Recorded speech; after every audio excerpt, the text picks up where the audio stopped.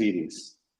And our speaker is Professor Subhash Kak from Oklahoma, USA. We begin with our prayer by Srimati Kamakshi Kalyanasundram, joining us from Connecticut on a Saturday early hours. Kamakshi ji and the students have appeared many times in our series and known to us. You can watch our programs in our YouTube channel, Jagadi Kriti, after you watch our program today. Thank you, Kamakshi ji. Please. Yeah.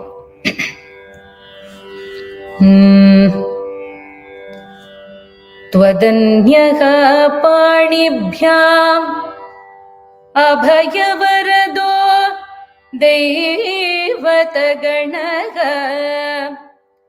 त्वमेकानैवासि प्रकटितपराभीत्यभिनया भयात् त्रातुं दातुं फलमपि च वाञ्छासमधिकम्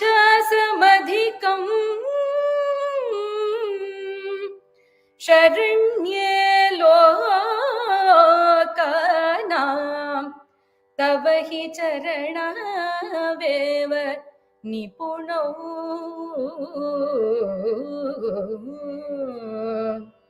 तव हि चरणावेव निपुणौ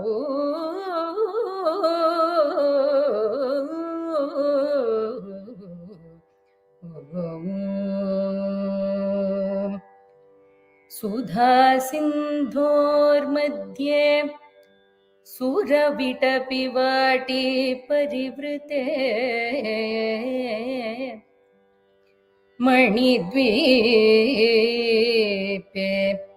नीपोपवनवति चिन्तामणिगृहे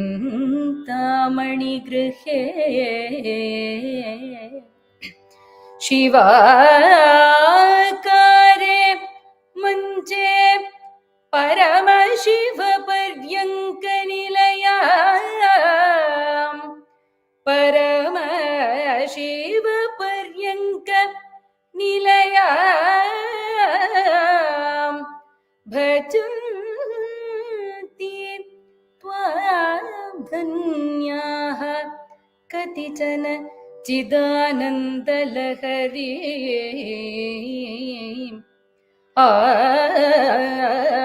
आनन्द चिदानन्द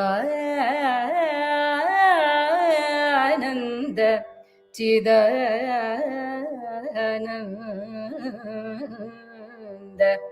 लहरी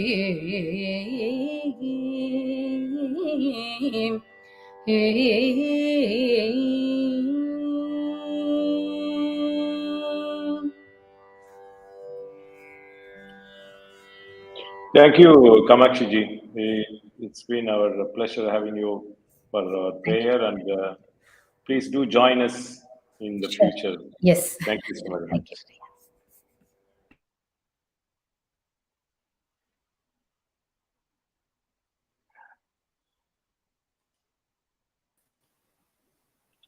We thank Sri Kanchi Mutt for our ongoing Kashmir initiatives and offer our namaskarams to His Holiness Sri Shankar Vijayendra Saraswati Swamigal. Kanchi Mutt is in the forefront, modestly working with the sole aim of national integration, spiritual enlightenment, and preserving the uniqueness of Kashmir, as Kashmir is our cultural heritage.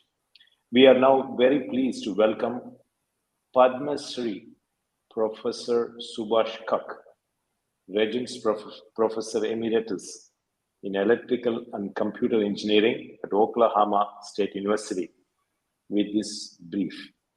Well, most of us know about Padmasri. It's interesting to note that nearly 50,000 nominations were received for the year 2019, and Padmasri Awards, and 112 awards were made, out of which 4, which included Professor Kak, were in the area of science and engineering.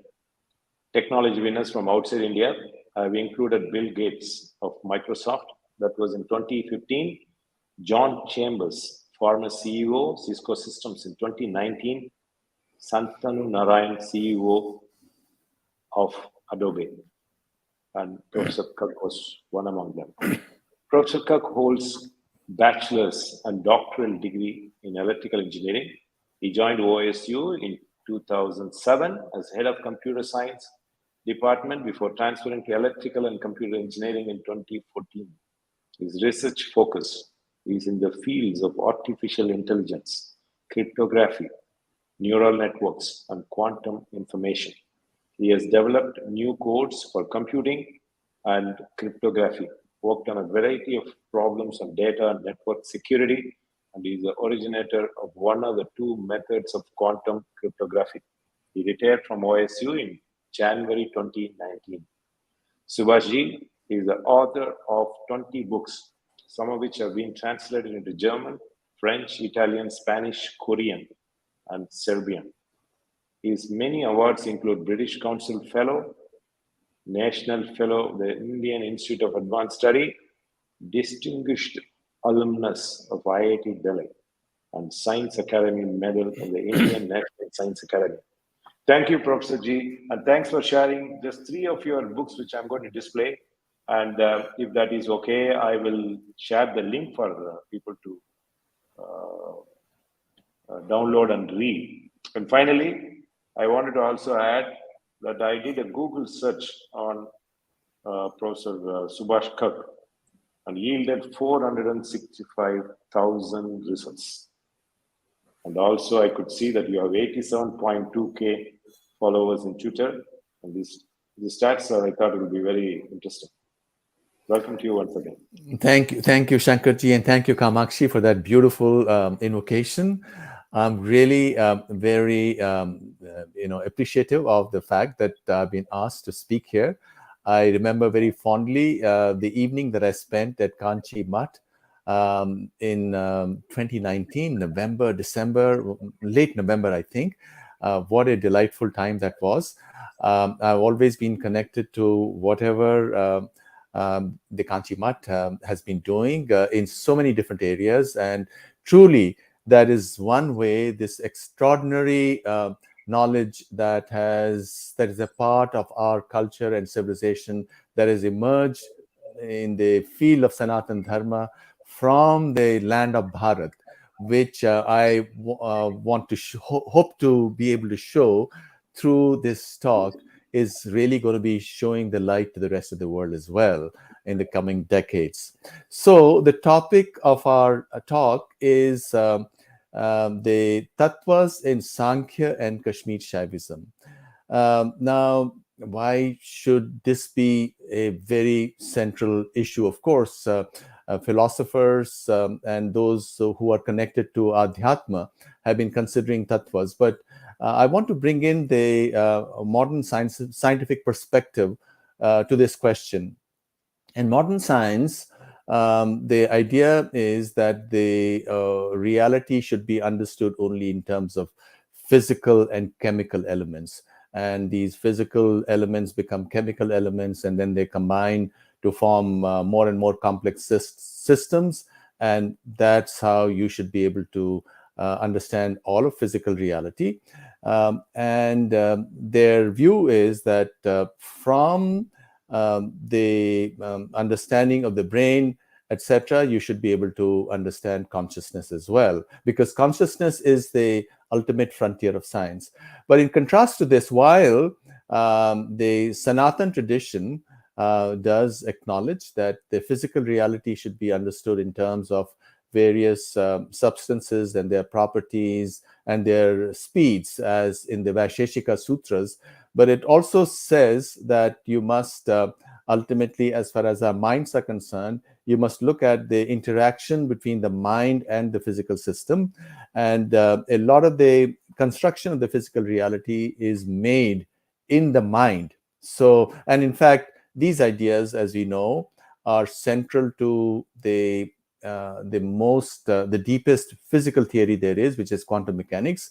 In fact, the creator of quantum mechanics himself admitted that the central ideas came to him from this, what I already mentioned, the interaction of the mind and the physical system, and also the Upanishadic Mahavakya. He mentions this in his autobiography. Erwin Schrödinger, the Austrian Vedantin, the creator of quantum mechanics, he says the central idea came to him from the Upanishadic Mahavakya, I am Atma Brahma, that this cell consists of all the possible possibilities, which is one of the central notions in quantum mechanics. So this is as far as the physical reality is concerned. But what the Sanatan tradition says is that the reality as constructed in our minds is composed of various tattvas. And you have 25 tattvas in Sankhya, and you have 36 tattvas in Kashmir Shaivism.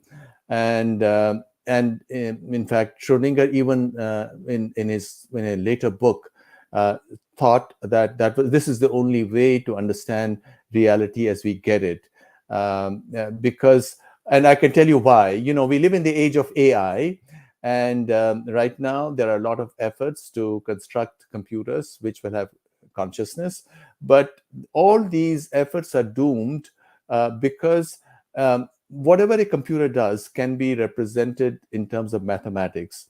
And if you have mathematics, why should mathematics, no matter how complex it might be, suddenly develop the sense of aham, I-ness, because that is central to consciousness? So that's not going to work. And therefore, we go back to Sankhya and its 25 categories.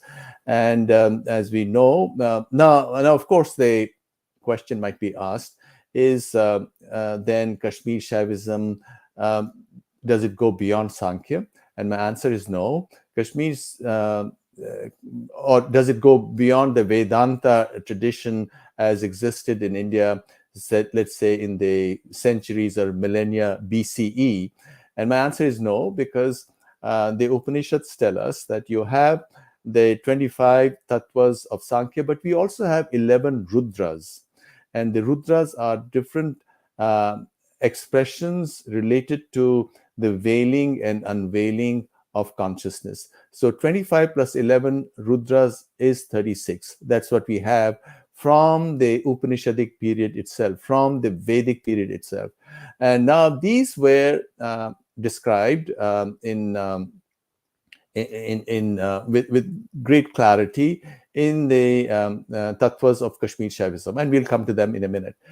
Now, in Sankhya, you have the understanding is that from Purush emerges Prakriti, and Prakriti has 24 emanations. You have, first of all, Mahat or Manas, Mana, Buddhi, and Ahankar. So these represent different aspects of the mind.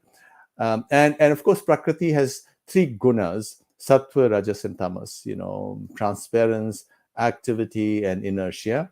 Or you can also represent them from the perspective of Ichcha, Jnanam, and Karya Shakti. These are the three Shaktis: Ichcha Shakti, Jnana Shakti, and Karya Shakti. Now, this might appear, obvious, but really it's not, because look at the Western efforts to create consciousness. And I can tell you that this is something that I work on myself. So I'm very familiar with this whole field, and I've written very extensively on quantum mechanics and consciousness and computer science and all that stuff. And the problem in the Western efforts is to view consciousness as something, just awareness. And the idea is that this awareness emerges sort of spontaneously out of the complexity of the interconnections in the brain. But in reality, you have to see that there are three aspects. One aspect is desire. Where does desire come in a physical system? Ichcha Shakti. The second is knowledge, which gives you an understanding of the idam, what is outside of you, and so where does that come from? Because that cannot come in a physical system, because the physical system is completely interpenetrated by the forces of other physical systems. So no physical system has freedom or agency. And then finally, Karya Shakti, the Shakti to be able to change the idam, the world as it is.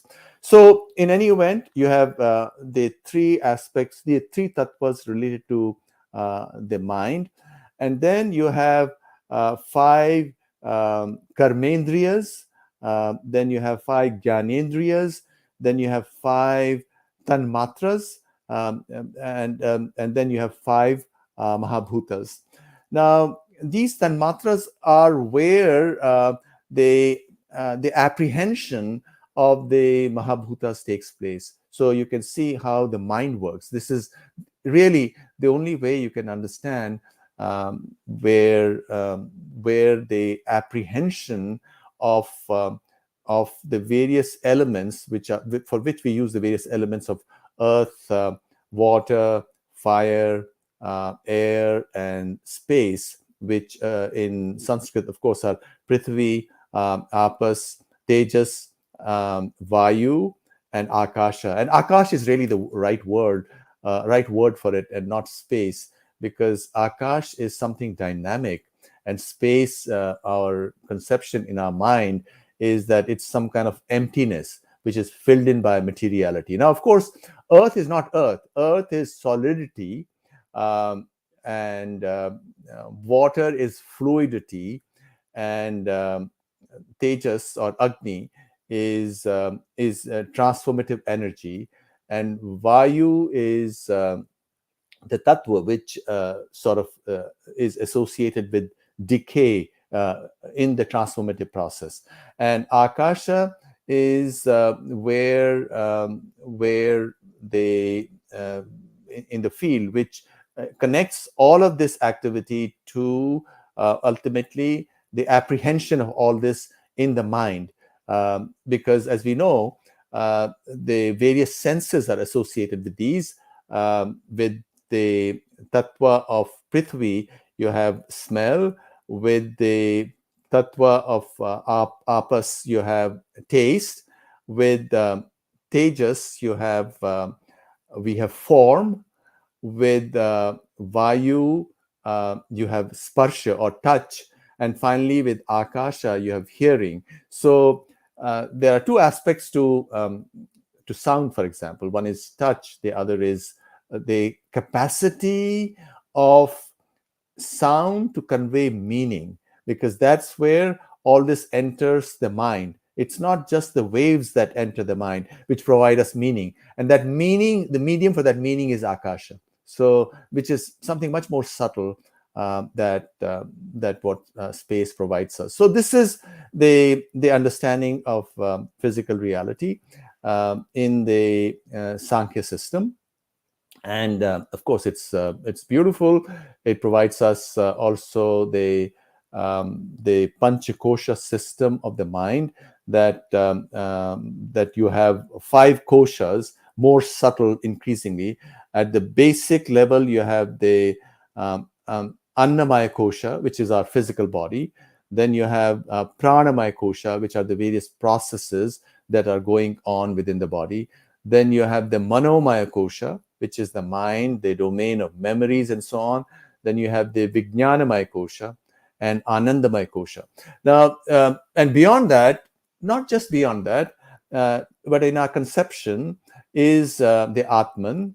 But in reality, the Atman is, or all these koshas, or all these tattvas are in the famous dialogue in the Brihad Aranyak Upanishad, the famous dialogue between Gargi and Yajnavalkya. They are oth-prot, they are entangled within each other. And therefore, when we are talking of Annamaya kosha, it doesn't really mean it's totally devoid of consciousness or devoid of other tattvas. There is entanglement of all these tattvas, which is why by dhyanam on any of these koshas, you can obtain certain meaning, and which is what, as we see, the whole journey of Western science has been to focus on the lower koshas, or the lower elements, but clearly, ultimately, to understand the deepest mystery of the Atman, you have to climb to the higher levels. Now, of course, as far as we are concerned, the whole idea is that we have three sharirs. One is the Sthula Sharir, which is our Annamaya Kosha, which is the physical body. Then our Sukshma Sharir, which is the Pranamaya Kosha, and the Manomaya Kosha, and the Vijnanamaya Kosha. And this is our subtle body. And then you have the Karana Sharir, the causal body, which is the Anandamaya Kosha. And here the idea is this, that we are all born, when we are born with a causal body, which is what determines the really nature of our personality.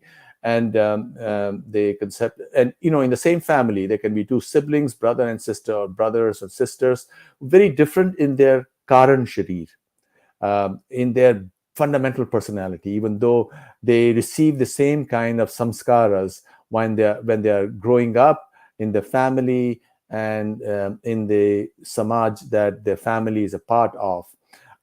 So it's the Karan Sharir which makes us get attached to different things in particular ways, or which makes us see things in different ways. But now the Karan Sharir itself,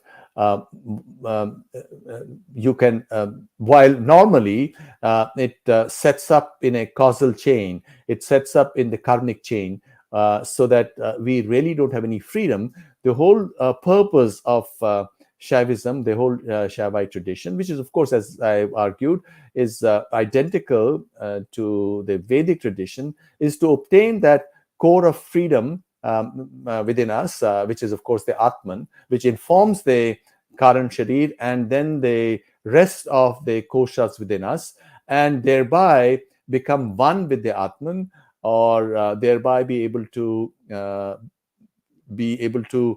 really actualize the statement Shivoham, that I am Shiva, I am that freedom, I am that Atman within me that is free, because that's not causal.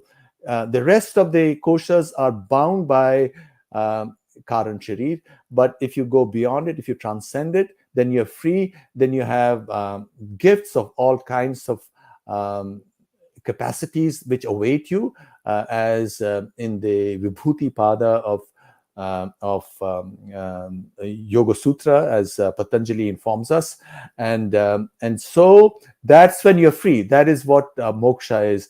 Moksha can be viewed to come in this life if you are able to transcend the sharirs and be one with the Atman.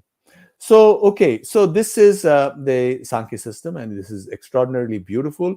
It's transformed the world in so many different ways, which we don't normally recognize, because most people are not aware of how the very foundations of all of modern science, which rest on quantum mechanics, are, according to the creator of quantum mechanics itself, were derived from the Vedic system. I mentioned I am Atma Brahma, this idea of superposition in quantum mechanics, and the idea of Samavaya in Vaisheshika, where the interaction between the individual, the manas, and the physical system leads to a collapse of the different possibilities that exist in physical reality, and actualize them to something very particular, which in quantum mechanics is called the collapse of the wave function. Now, not only this, I want to also narrate to you a charming story of how in 1898 or 1896, probably 1898, Swami Vivekananda was visiting New York City, and the most famous actress of those times was one French woman named Sarah Bernhardt, and she, with her troupe, was also visiting the United States, and having heard of Swami Vivekananda. So she threw a party and she invited Vivekananda, and she also invited the most famous engineer of the late 19th century, Nikola Tesla, who was a Serbian. And they spent the evening together, and both of them wrote about what transpired in that meeting. Vivekananda wrote about that in his letters to two people, which people have records of, and which you can look up on the internet. And Nikola Tesla wrote about it in his diary. So what Vivekananda told Tesla was that, look, you are trying to come up with ways of transmitting energy wirelessly. We in the Vedas or in the Vedic sciences know that matter can be transformed into energy. And so why don't you work on it? Because that will change the world. In fact, what the phrase, if let me paraphrase what he said that will not only solve the problem that the way you are looking at it, but it also establish Vedic physics in the eyes of the rest of the world. Now, it's been speculated that since Tesla was the most famous Serbian of his times, and Einstein's first wife was a Serbian, and these are some Western scholars who have speculated that maybe the idea of transformation of matter into energy that Tesla heard from Vivekananda was communicated to Einstein's first wife. And in fact, the famous paper of 1905, which created or which established special theory of relativity, which is a formulation of what had been done earlier by Poincaré. But the original authors, when the paper was submitted by Einstein and his wife, by Einstein, also included his wife. And Albert Einstein took off his wife's name only when the proofs came along. So his wife was apparently a co-author. And so there may be something to the speculation, but whether that is true or not, the Vedic sciences or Vedic physics in these tattvas, this whole transformation takes place both at Srishti, at creation, because from consciousness emerge the various tattvas in a sequence. First of all, Akasha. From Akasha comes Vayu. From there comes Tejas. From there comes Apas. From there comes Prithvi. And then they combine together in different forms to create the universe as it is. And at Pralaya, and this is mentioned, this is described in great details in the Mahabharata, as well as in the Yoga Vasishta that I've checked myself. It's stated that at Pralaya, what happens is that the sun becomes larger and larger, and then it absorbs all the grahas, and then the Prithvi all becomes liquid, then it all becomes fiery, everything starts to burn, and then there is a big wind, which is Vayu, and then it's all absorbed in Akasha, and then finally into consciousness. So totally conforming with the views of how the sun, for example, as it expends its energy, it will become a red giant, and all the planets will fall into it. So there are all these parallels. There's incredible parallels that I've written on using all the standard citations. It's nothing speculative. It's part of what every scholar accepts. And in fact, my book, which just came out last month, The Idea of India, has all the details on it. It is freely available everywhere. So you can read that modern sciences, for example, even the Mendeleev's periodic table, he was inspired by the Varnamala of Sanskrit to create a two-dimensional table of the chemical elements. And then we do know that the scientific revolution took place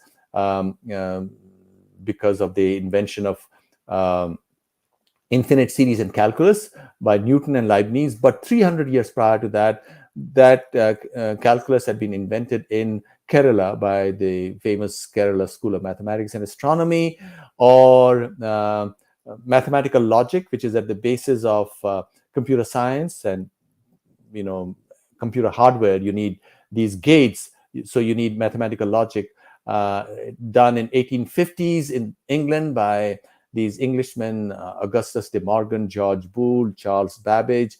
But Boole's own wife wrote a famous essay again in the late 1890s, where she says that these ideas were brought to these guys by George Everest, who was the Surveyor General of India, who knew of Navya Nyaya. And now scholars do admit that Navya Nyaya, which arose in India about 1,000 years ago, about 1,200 years ago, in Bihar and Bengal, is equivalent to mathematical logic. So this whole idea related to tattvas and the larger scientific basis to it has already transformed sciences in fundamental ways, and we don't know about it, but the scholarly community does. Now let's come to the tattvas of Kashmir Shaivism. What Kashmir Shaivism does is the 11 Rudras that we have of the Vedas, it provides a systematic classification of these Rudras into 11 additional tattvas. You had Purush, Prakriti, and the various emanations, the 24 emanations of Prakriti that we talked about, including Prakriti itself. Now, the 11 that we have are, first of all, you have Paramashiva. Well, I should speak of this distinction between Kashmir Shaivism and Vedanta that has traditionally been understood as. For example, in Adi Shankara's Vedanta, you speak of Purush as Brahman, because beyond all these categories is Brahman, the transcendent, as Brahman as impersonal. And therefore, you need Prakriti for minds to be actualized. So that is the way we look at reality in Shankar Vedanta. Now, Kashmir Shaivism is also Advaita, it's Vedanta, but here, beyond the transcending principle, the transcending reality is Paramashiva. Paramashiva is, therefore, consciousness itself is transcending reality. So consciousness is not actualized by Prakriti, but all of the cosmos is conscious. So from Paramashiva emerge Shiva and Shakti. So, and from them emerge three emanations, and these are called, these are consciousness related to Ichcha, Jnanam, and Karya Shakti. And these are, first of all, the first is called Sadakya or Sadashiva. The second is Ishvara. The third is Shuddha Vidya. And what they refer to is, first of all, the sense of Aham, which is Sadashiva, the sense of Idam, which is Ishvara, the whole question of power, of reality in terms of the separation between Aham and Idam, between I and this. And then finally, Shuddha Vidya, which is a balance of these two, where these two come together in equal measure. So in some sense, and this is the power of the Karya Shakti, where Karya Shakti emerges. So these five are viewed as Shuddha or pure tattvas, and then you have 7 impure or pure impure or Shuddha Ashuddha tattvas, and what they are about veiling. The first 5 were about about the unveiled, the pure consciousness in its unveiled form. Now, these are the veiling, veiling meaning V-E-I-L-I-N-G, the covering of pure consciousness. And these are, first of all, Maya. And from Maya, through kanchukas, through cloaks, covers consciousness. And these five are Kala. Kala is time, Raga, and Niyati. Niyati is necessity associated with a certain system. And finally, Vidya, which is our knowledge of physical reality in terms of language, as which, of course, in the Upanishads, for example, in the Mundaka Upanishad, we speak about Vidya and Avidya, but there, what Vidya is referring to is the para knowledge, and or there are two Vidyas, para and apara. Apara Vidya is the lower knowledge, which is knowledge as we conceive of it, reality as we conceive of it. As we conceive of it in our mind, we can describe it in terms of language. So that is apara Vidya. But para Vidya is the knowledge of the experiencing self, of the Atman, which is beyond knowledge, because language only binds associations one to the other, and it cannot speak of the transcending, the para reality, para aspect of reality. But Vidya in this Kashmir Shaivism is really speaking of the apara, where we have already set up these associations, and those associations then make it impossible to see consciousness in all its clarity. So these are the six, the Maya, the five Kanchukas, and Purush. And Purush, so that is 5 plus 2 is 7. So you have 5 Shuddha Tattvas, 7 Shuddha Ashuddha Tattvas. So they are in the middle, like para. So that is 12, and 24 associated with Prakriti, which is 36, a total of 36. Now, this Purush is like that Tat Purush. You have the Panchakritya of Shiva, Shiva's dance, the 5 faces, Sadyojata, then Aghora, then Tat Purush, the Purush within, which is hidden.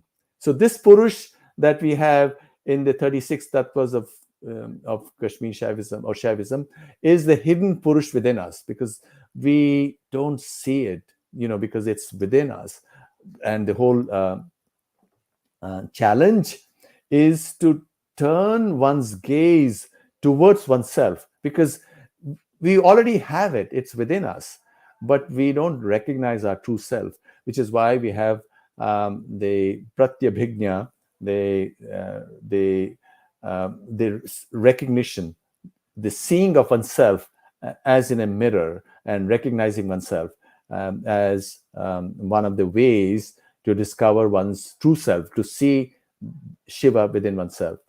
So in other words, now what we have been able to go over is that we have a whole system of 36 tattvas, which explain to us how reality as we conceive of it is constructed in our minds, and it gives us means to relate this reality to the physical universe that exists outside of us. And this is done in the sciences itself. And in fact, what's beautiful is that the crisis that contemporary society and contemporary science is at, the resolution of that crisis is within this framework that these 36 tattvas present to us. And how do I say that? Well, the crisis that we are talking about is, first of all, the crisis of the missing consciousness in the sciences. There's no place for consciousness, for example, in psychology, and that is one of the problems. And therefore, what modern science does is looks at the physical body as a body consisting only of chemicals, and therefore looks at mental disease or depression as a consequence of chemical imbalance, to be corrected by ingestion of new kinds of chemicals. And clearly that doesn't seem to work. It can work in specific situations if there truly is a chemical imbalance, and that can be a cause. Absolutely, you have the body is also a physical and chemical system, but that is not always the cause. Perhaps in most cases that's not the cause, and by just putting chemicals into the individual has led to a situation, for example, in the West right now, 30-40% of all Americans, for example, are on psychiatric drugs. More than 50%, including children. About 25% of children are put on psychiatric drugs in schools. When you look at people above the age of 50 or 60, maybe 60-70% of the people are on psychiatric drugs. So it's totally failing from that particular perspective, because these drugs have very strong side effects, and they are failing to look at the architecture of the mind itself. As I said, mind has these three koshas: the manomaya kosha, the vijnanamaya kosha, and the anandamaya kosha. If you are stuck, if your samskaras that the society is putting on you, these traces, the way you are being taught to look at reality, if it's forcing you to live only in the manomaya kosha, only in the field of memories, then you are sort of negating the transcending aspect of yourself. And that's how human beings who have the potential to become devas become datyas. Who's a datya? A datya is one who does not admit within themselves the possibility of transcendence. Datyas are the children of Diti. Diti means finitude, finiteness. If you accept that you're only your body, which is what the West has become, or the West has become the new golden Lanka, right? Because in Lanka, you are talking only about your sense gratification in the physical body, and not the transcending Atman, which is beyond the koshas. And so not only are these problems that we have, just about every year, past several years, more than 100,000 people. In fact, last year it was 120,000 Americans died of drug overdose, opioid overdose, and so on. So why are people turning to drugs? Because they are being told that you are nothing in schools and colleges. Everybody is told that you're nothing but the physical body consisting of chemicals. And if you are unhappy, you need chemicals of some kind or the other. So they are denying that immortal, the amartya aspect of the self, from mrityorma amritam gamaya, that immortality is being denied. And that is what is leading to this huge crisis. And this crisis is only going to get worse, because as we march further into the AI age, where jobs disappear wholesale because of robots and because of decision-making computers, because a lot of what human beings also do is decision-making, which can be replaced by computers. And as that happens, there will be a crisis related to meaning, much more fundamental, and it'll have societal and national implications and international implications. Perhaps the war that we are seeing in Europe could be seen replicated elsewhere also. So that will be one aspect. The the Daitya or the Danava aspect of the unfolding of the universe. But on the other side, people would also be thirsting for this knowledge of the tattvas beyond the physical. The West is all about the physical tattvas, but beyond the physical, which are the Purusha. They don't even recognize the Purusha tattva that we have in the Sankhya system, and the 11 Rudras in the 11 additional tattvas that Kashmir Shaivism provides us.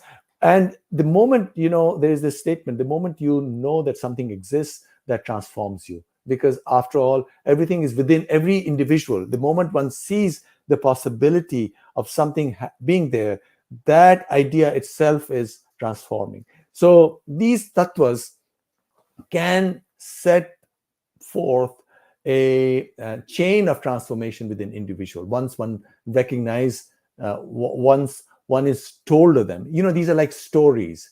In the story of these tattvas, if a person wakes into them, a child is told that this is what you can do, like Abhimanyu, that this is the possibility. You're half asleep, but that possibility itself wakes a process within us, because within each individual, all around the world, no matter where they come from, is this infinite potential that Atman provides to each person.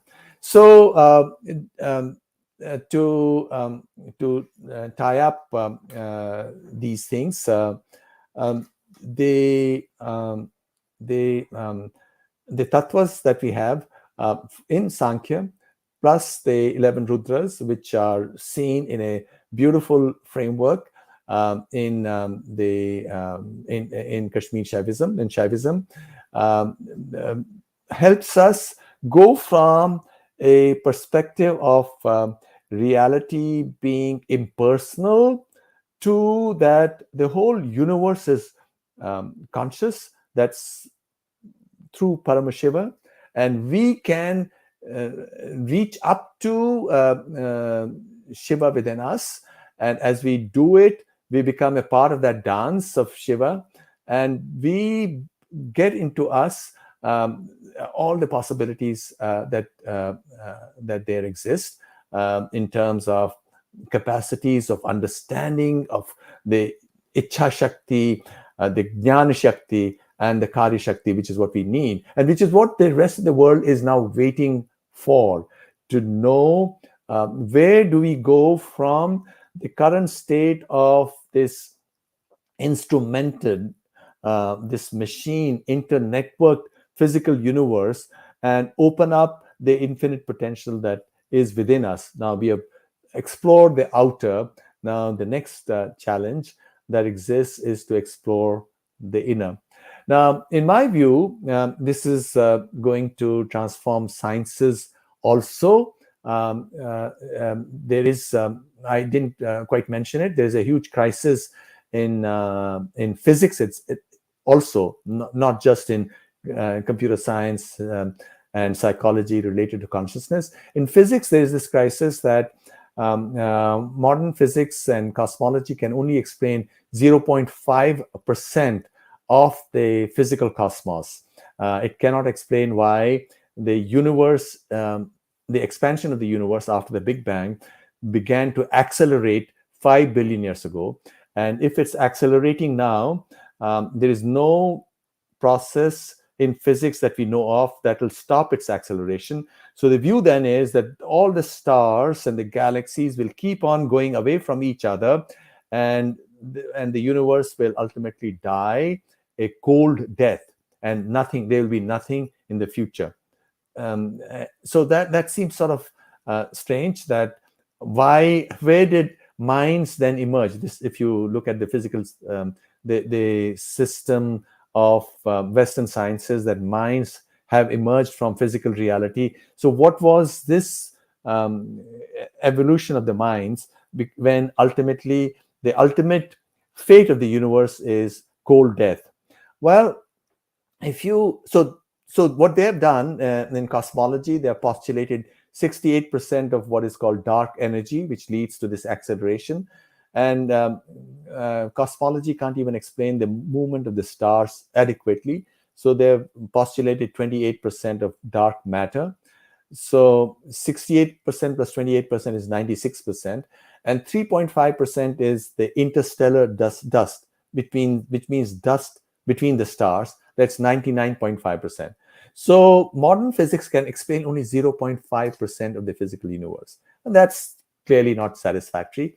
And my view is that if you go back to these tattvas, and first of all, if you look at the Akash tattva itself with a fresh pair of eyes, and I've done this last 2-3 years, and I've written a whole series of papers showing that if the Akash tattva or physical space itself is viewed as being dynamic, and that one can show using the mathematics of optimal information, which tells us that space should not be three-dimensional. It's probably slightly less than three-dimensional, E-dimensional, which is 2.718 dimensions. And if you did that, if you took that position, you can explain gravity.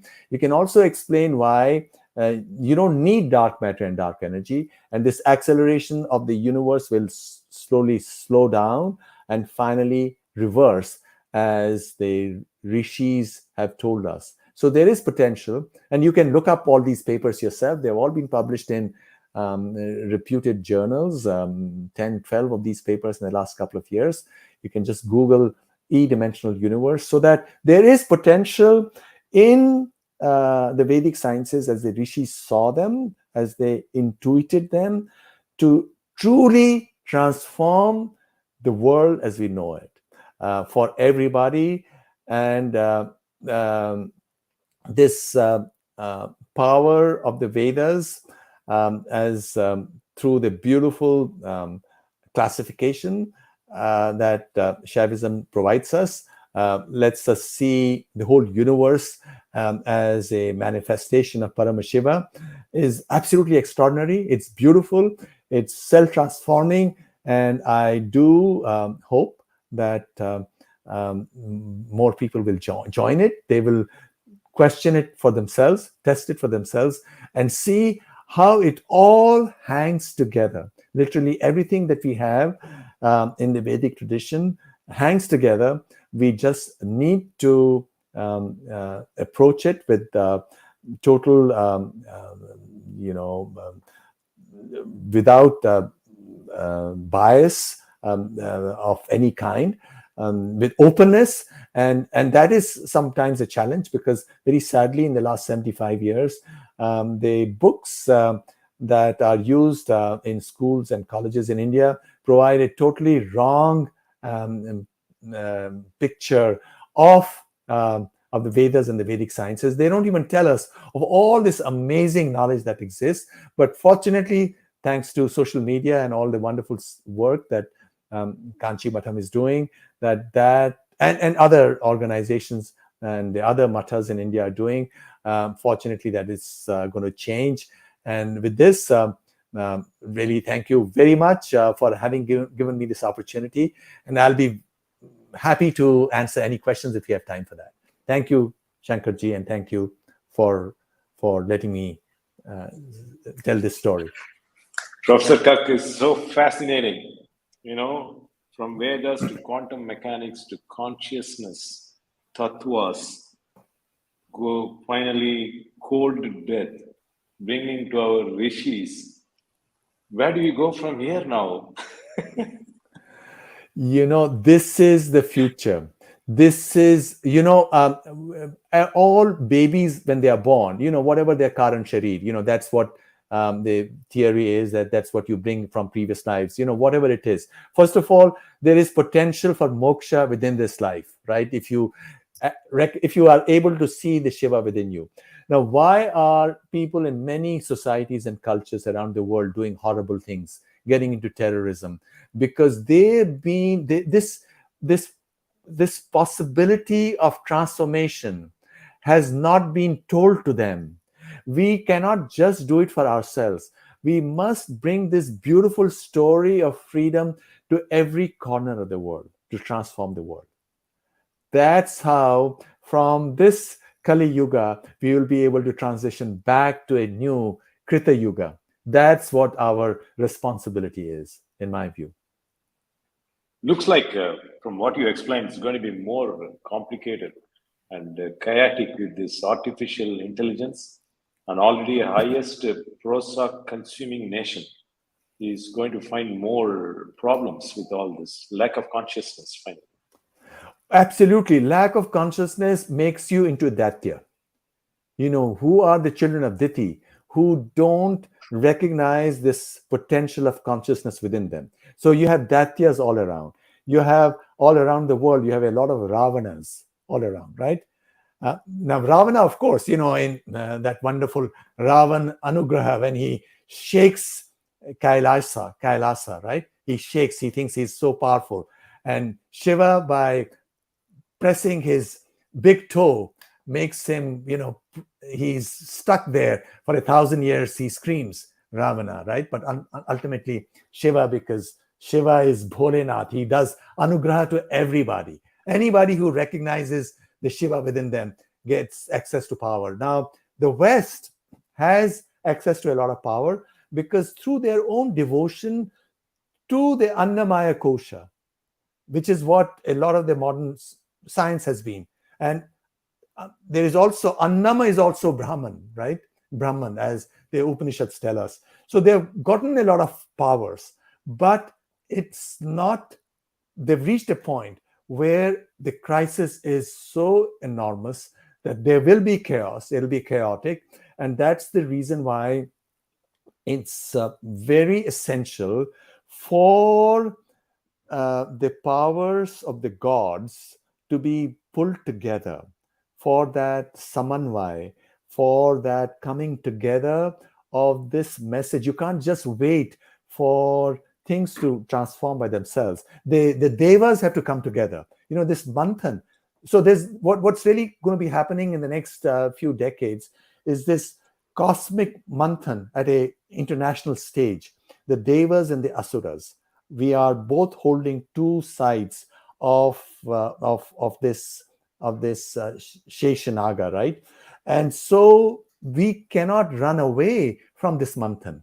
This is what we are supposed to do. This is what Shiva, and this is what Shakti, this is what the goddess, this is what the goddess Durga is telling us. Don't run away from it. You have to fight. That's the Kali Shakti. You have to fight this battle.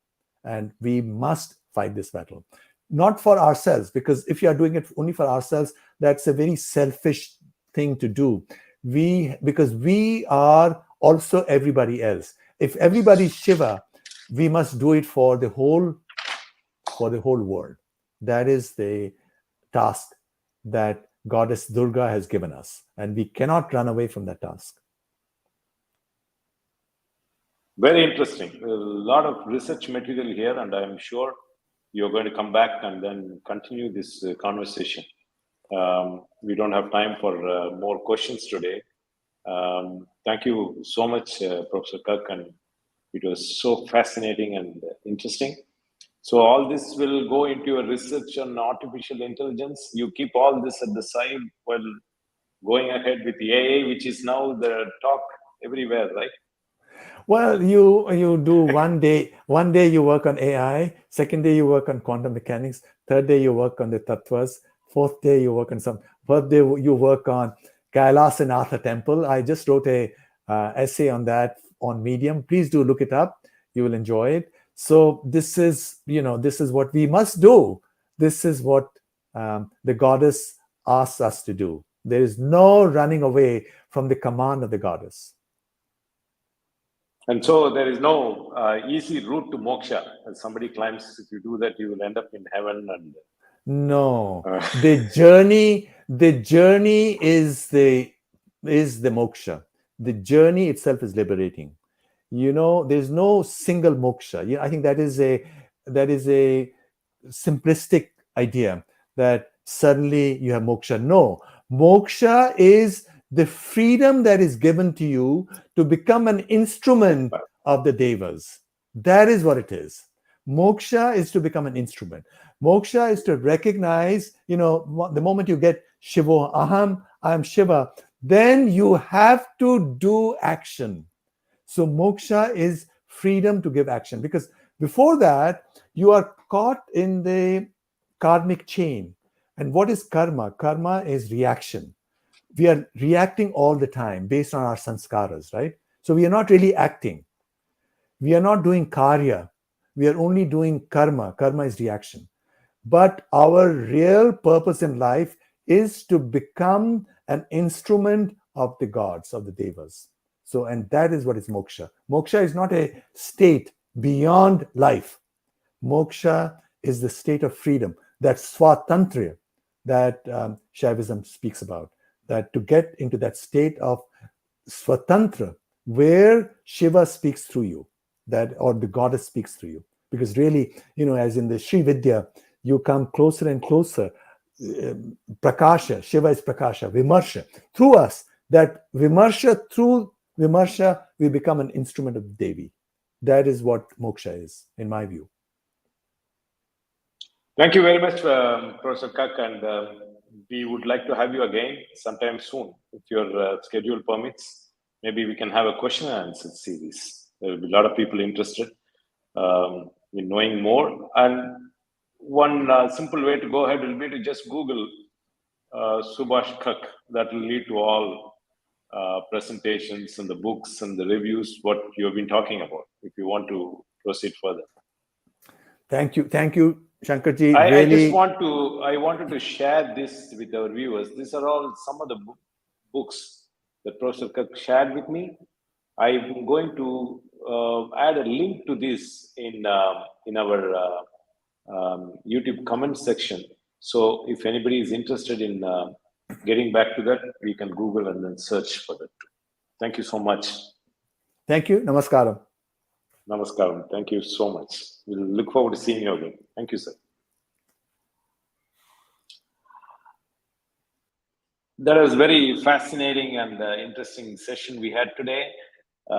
These are all, as you see, from Kashmiri Shaivism, and I'm sure we are going to have Professor Kak more and conduct a question answer series. We have more comments coming, and that's all we can cover in 1 hour time. We would like to thank our viewers, and as you know, today is our 80th program on Kashmir Cultural Heritage Awareness Series, and we want to thank Kanchi Mutt channels for streaming our program, and also want to thank Dinamalar, which is giving a wide coverage to our programs every week, and also VDSP for all the streaming support from day one. With this, we conclude our fortnightly program. We don't do every week now, we do twice a month. So we will meet again this month. There is one more program towards end of May, and more planned. We have more speakers joining us from the US sometime in June. I will keep you all informed. Jai Jai Shankara, Hara Hara Shankara.